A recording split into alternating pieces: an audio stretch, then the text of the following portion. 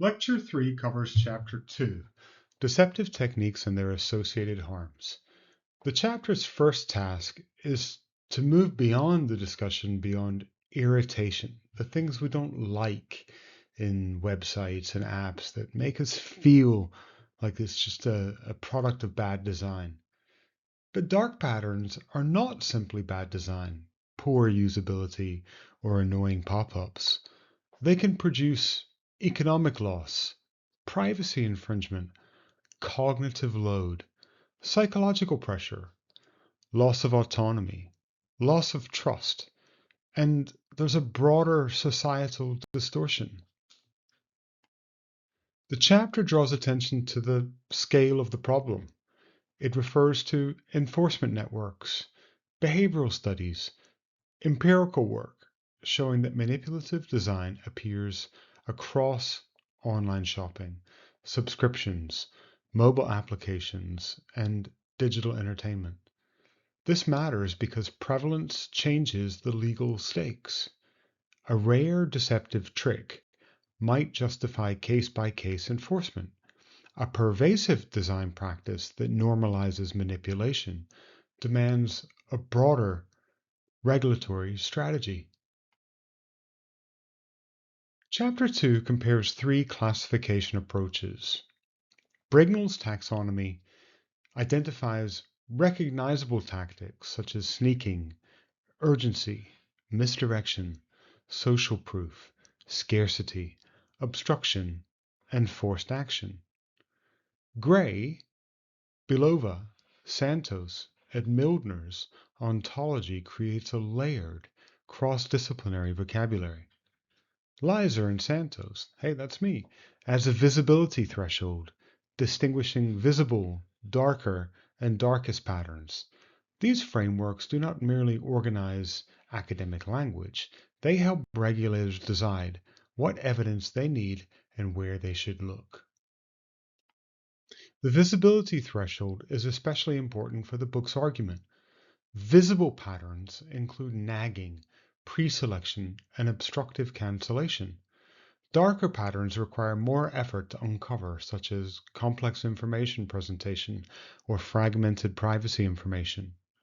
The darkest patterns sit in system architecture, where deterministic or stochastic systems personalize influence or operate as black boxes. The taxonomy therefore anticipates the later move from screen-level tricks to architectural manipulation.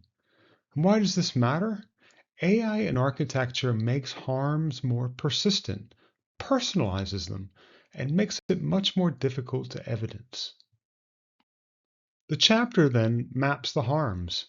Economic harm includes unintended purchases, hidden fees, forced continuity, difficult cancellation, and pricing opacity.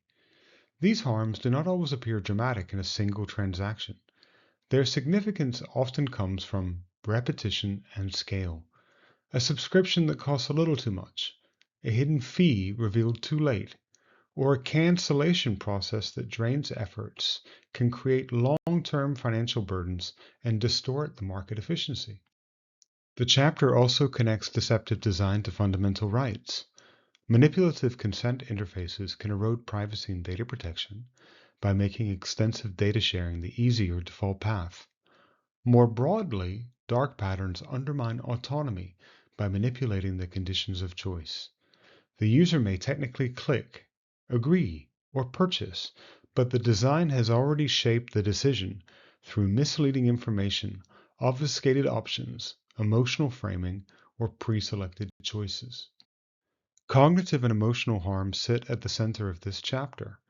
Confusing interfaces and repeated prompts consume attention and produce decision fatigue. Confirm shaming uses guilt. Nagging creates pressure.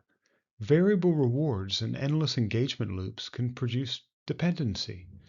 The chapter therefore treats attention, time, and cognitive resources and interests worth protecting, not merely as inconveniences that sophisticated users should overcome. The chapter emphasizes that vulnerable groups bear disproportionate risks. Children, older users, lower income consumers, and those with limited digital literacy may find it harder to identify or resist manipulation. The harms also move beyond individuals. Widespread deceptive design can distort competition, normalize surveillance, erode trust in digital markets, and shift power towards organizations that control data and interfaces. So here's my 4 audit questions for regulators, researchers, and designers. What category captures the tactic? What harm follows immediately? What harm, if any, compounds over time? And who bears disproportionate risk? The latter sections expand the analysis to deceptive systems.